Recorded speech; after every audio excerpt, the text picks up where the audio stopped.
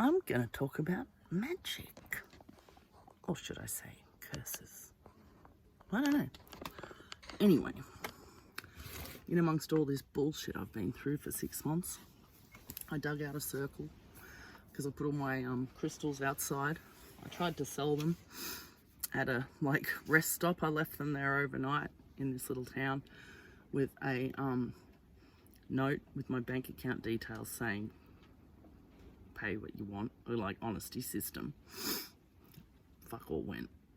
Anyway, I put them all outside now. I made a pathway, put them all along, but I've got some really big spheres. So there was 5, and I made a circle, and I'm gonna put it's a pentagram, and I've got some horse bones. So I found a really old horse bones, and then I found a cow, just just bones. And then the other day I found a full horse, just bones. But yeah, so I'm going to use the bones. Death magic, I guess, but there's power in bones. That's all I know. So I'm going to use the bones in my circle. And yeah, and I've been hitchhiking for 6 months nearly, right? And I walk past shit on the road all the time. I usually just pick stuff up because I'm bored, right? And I'm a scab. And I see things sometimes you find something that's really useful. You didn't know you needed it. Anyway, I'd walked past this rag so many times, and I finally picked it up one day because I was bored. And look at what it says. Is that right? No, I've got it upside down. Black magic tackle, the best by test. I spoke to my ex after Christmas and I said the best 2 tests, and he's dyslexic and he's like, it's the best by test. And I'm like, oh, thanks for that. Didn't even notice. Dyslexia. So I took that as a sign that I was on the right path. And then I've been seeing things in the fire, right? Not the flames, the coals and the embers and stuff. And sometimes it speaks to you when you're thinking something will go, or it'll, I don't know. Anyway, I've had no company, right? Fire is company. They call it the bush TV for a reason. It is entertaining and it's relaxing and it helps you think. I would advise everybody to build a little fireplace outside and just go sit in front of a little fire for half an hour every afternoon, if you can. And just sit. No phone, no nothing. Just sit there.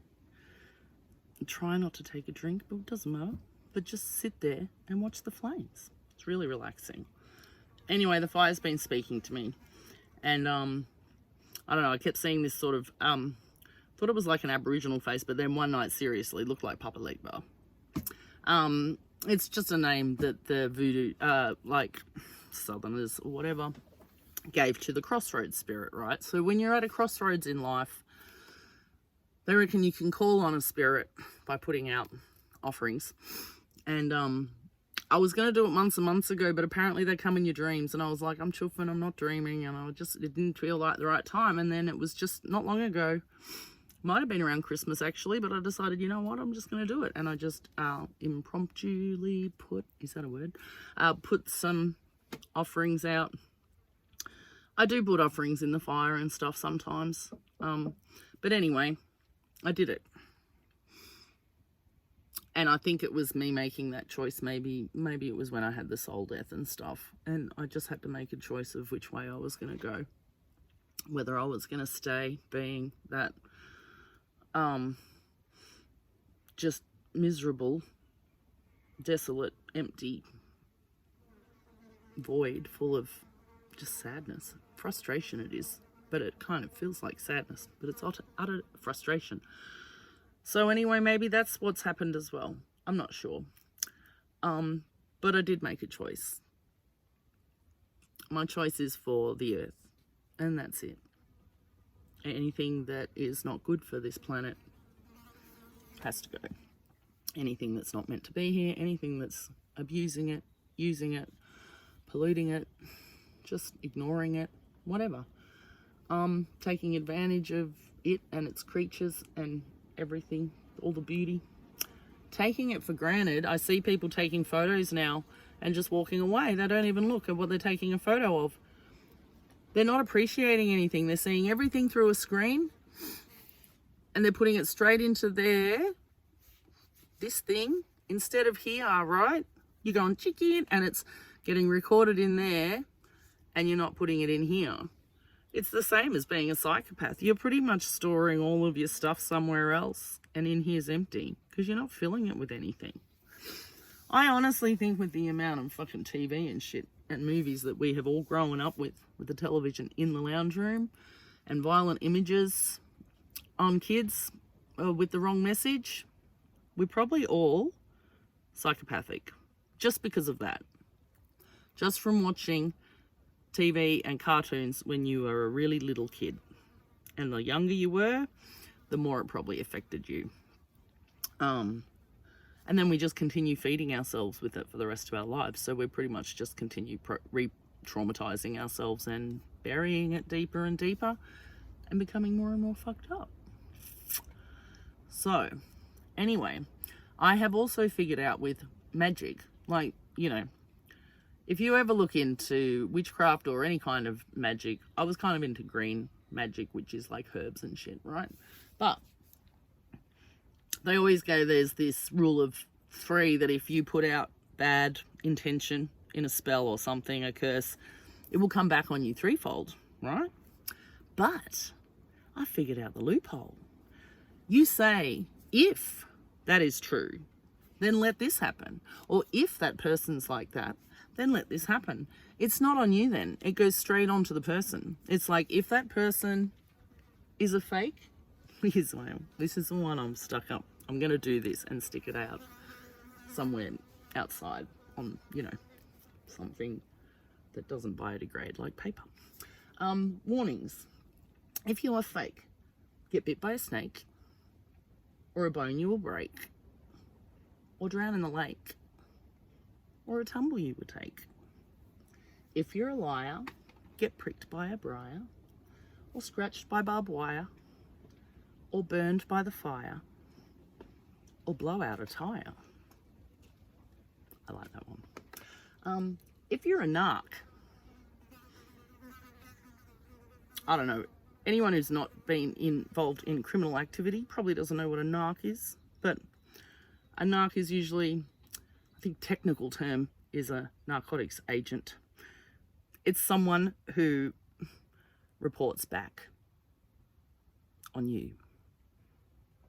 Usually a spy, or a plant, or an agent, or a flying monkey, or just a cunt. But that's a narc, right? If you're a narc, get stabbed in the dark, or your skin you will bark, or your face you will mark, or be robbed by a shark, or be bashed in the park, and the ravens will hark.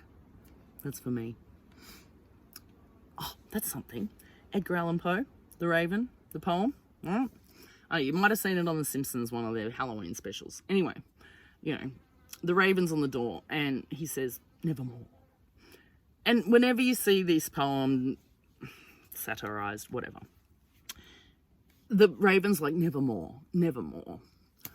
He says, nevermore. That's what crows sound like, right? So anyway, the next time you are either, if you ever read The Raven, I might read it to you one day. It's a good poem. Yeah, when they say nevermore, and he says, the lost Lenore, and the Raven says, nevermore. No, remember, it's nevermore. I just figured that out the other day. I thought it was cool. So yeah, that's just what I've figured out. Oh, look, I'll read you the one that I've put up in the camp because it's good. Can you see that? Right, while you're watching, I will read. To the uninvited. This is in case anyone comes to my space while I'm not here. If you enter my space while I'm away, there is a very high price you will pay. For reading this warning means you are here, and when I return, I will smell your fear. So what you'll take with you when you leave this place is this silent death curse that you can't erase. Then wait as it slithers into your life, and know that it's you who brought on your strife. By snooping around and coming to pry, the people you love are going to die. Your health will fade too as your life slowly ends. Then the demons in hell will be your only friends. So mote it be, so shall it be, so be it, so it is so. Little bit of blood, done. And then it's not my fault, right? Somebody wants to come here when I'm not here, and then they read that. You know the thing with curses? It's all in your head, right? It's like pointing the bone and stuff. Well, maybe it isn't. But, it's about you believing in it, right? Or just knowing. You just need to know that someone put a curse on you because of something you did, right? People usually don't curse you for no reason, right? So you'll know if somebody says, I put a curse on you. Or if you hear that somebody put a curse on you. Or if you happen to know a black witch with no soul who's possibly possessed by a very dark entity and possibly has been her whole life. And you know that, you might have done her wrong. Just think about what she might be putting out there. If you were this, then this will happen. And if you were that, then this will happen. And if you did this, then this is going to happen. So, anyway, I've got a pretty warped brain. I've got to say, I can think up some pretty sick shit. I told you my counsellor told me to write stories kind of based on my experiences, but with the revenge bit at the end, right? Of all the things I'd like to do to people. And put that in a book and it'll sell really well, apparently. I'm like, that's half the problem. And that's my counsellor recommending I do that for therapy. So I'm not writing. I've still been drawing though. And I did draw a really good picture of the human leopard slug, which I'm quite proud of. Anyway, I love leopard slugs. I grew up with them. They're like, I don't know if you've ever seen a leopard slug. They're huge and they've got spots on them like leopards, and they're real slimy. And if they could synthesize the slime off a leopard slug, we would have the best lubricant ever, because it's sticky and slimy at the same time. You cannot get it off, literally. So I just used to let them crawl all over my hands and watch them because they were huge. They're pretty animals. Anyway, I've seen them again. They're out and about. And my ex hates leopard print, right? So I'm like, anyway. You can imagine what a human leopard slug looks like, right? So just use your imagination. I've got a picture here somewhere, but use your imagination. Anyway. And then I'm like, I've always wanted a pet leopard slug.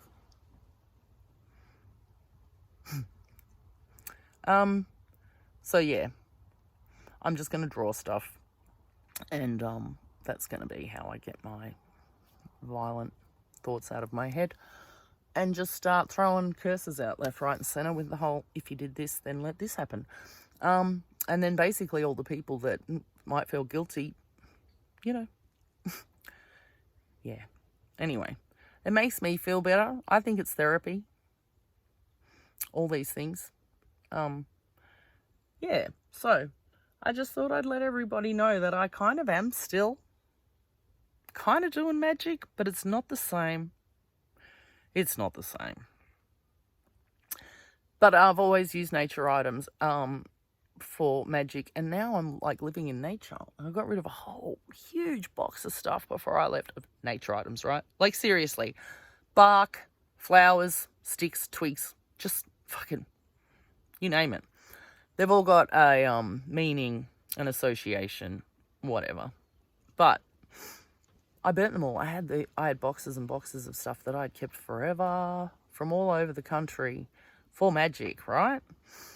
I burnt everything because I was like, I don't need this stuff. The magic's in here. It's my intention in here. And now that I'm living outside all the time, just everything's at my disposal anyway. I don't even have to look for stuff. It's just like it's there. And I've got the fire burning all the time, which is magical in itself.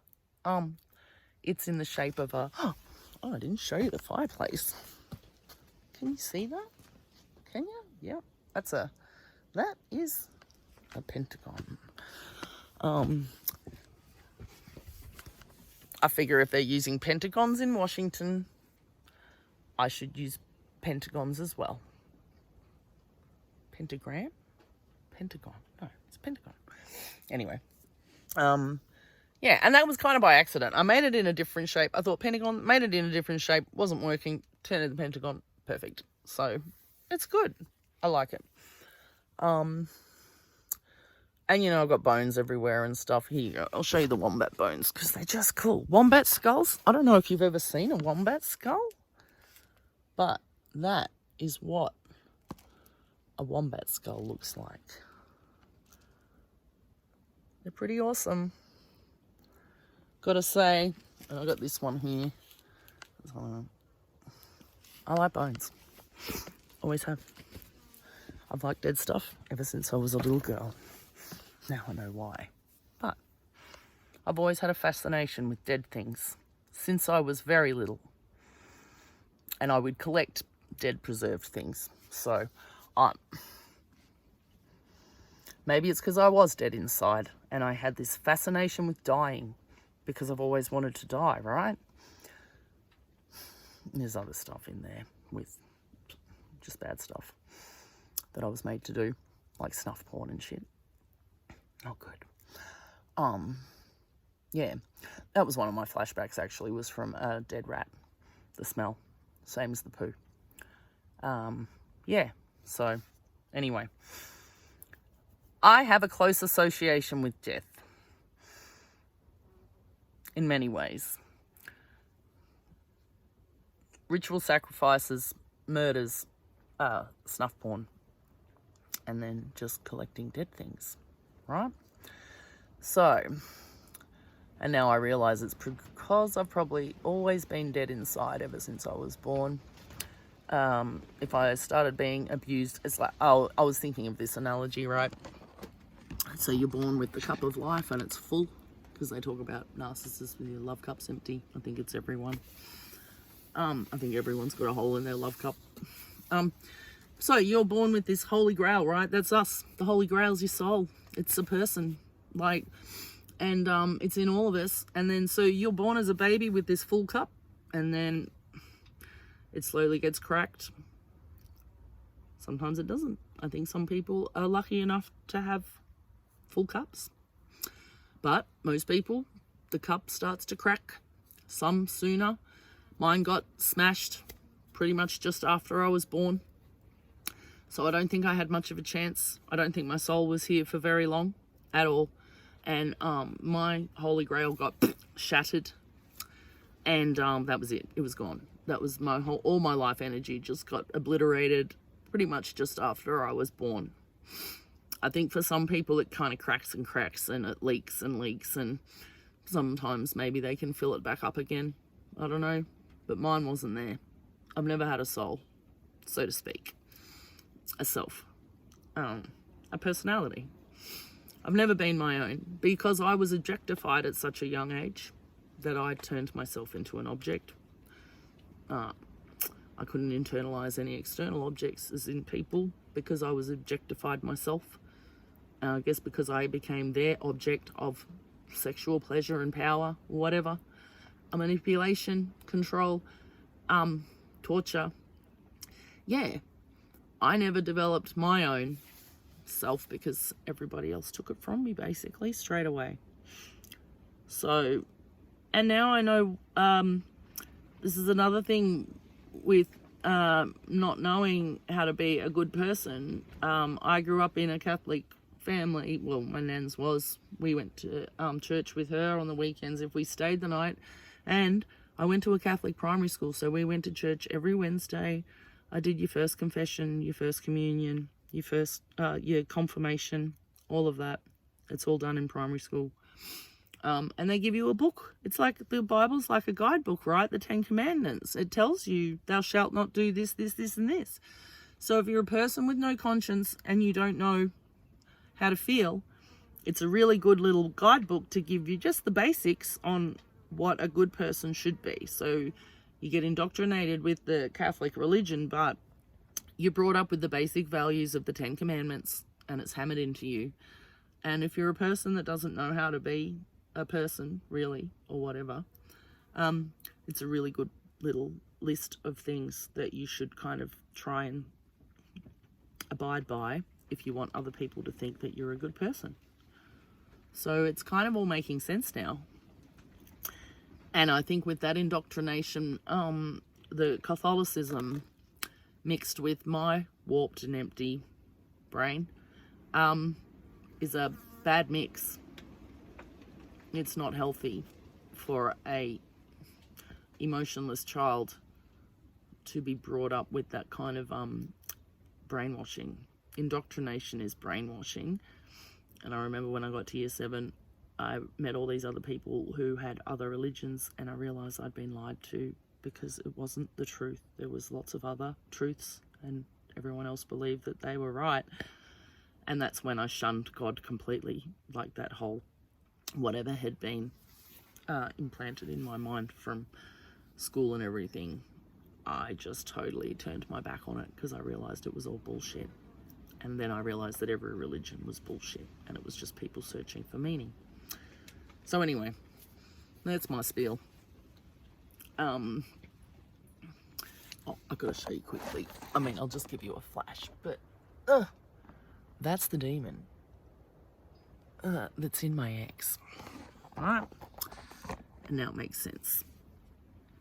If our souls go at a young age for whatever reason, something's got to come in, right? We can't drive this thing without something in there. It's like a car. You got to have someone behind the wheel, right? You can't just let a car go. It'll crash. So when the driver jumps out, if there's something waiting in the car with you while you're driving and it's just waiting for the moment where you bail and you open the door and go, I'm out of here. I can't handle this ride. Whatever's in the car with you jumps in the driver's seat and goes, you know what? I'll take over. And you're kind of dragged along behind, I guess, on a piece of rope, like that horrible poor girl, Michelle Cobby or whatever. Anyway, yeah, that's kind of you, dragged along, slowly just getting scratched away, whatever's left of you. Something else is in the driver's seat. And I think this is what happens to kids. And I know exactly that that is what happened to my ex. And I know exactly when it happened. Like, I know exactly what had happened. But he's got a demon in him that's driving him. And I saw it. And I see these things. I didn't make it up. Those flashy things that I see before I go to sleep, that's not my imagination. Anyway. So yeah, just think about it. I'm still into my tarot. I use my Thoth cards now though. Aleister Crowley. He's onto something. Get yourself a set of Thoth cards. I'm telling you. They're really good too. The artwork is really good. It's got all sacred geometry in it. It's very cryptic. It's got a lot of secrets hidden in there, I can tell. But it's good. And they are spot on. And get yourself a pendulum. And just ask it questions in your head.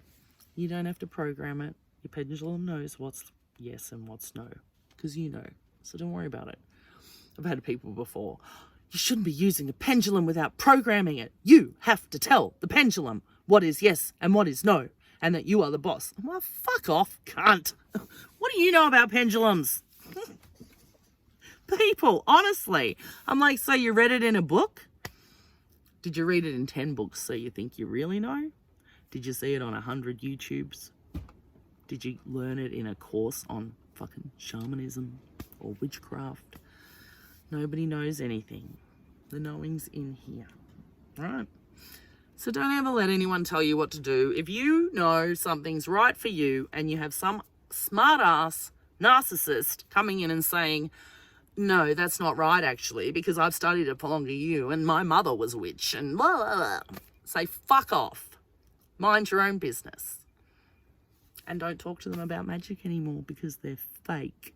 And they're probably empaths. And they're probably a fucking psychopath, right? It's not much difference. Empath, psychopath, empsychopath, psych-empath. I don't know. Maybe that's what I am. Empsychopath. But practice your dark magic, guys. There's nothing wrong with black magic. There's light and there's dark. There's no more light left in this world. The darkness has kind of taken over. So I figure you fight fire with fire, right? If I don't like the darkness in this world, then I'll use the black magic to try and stamp it out. I think that's the way to work. You can be all like, oh no, I'm a white witch, whatever. Good luck with that. Good luck with that. See where it gets you.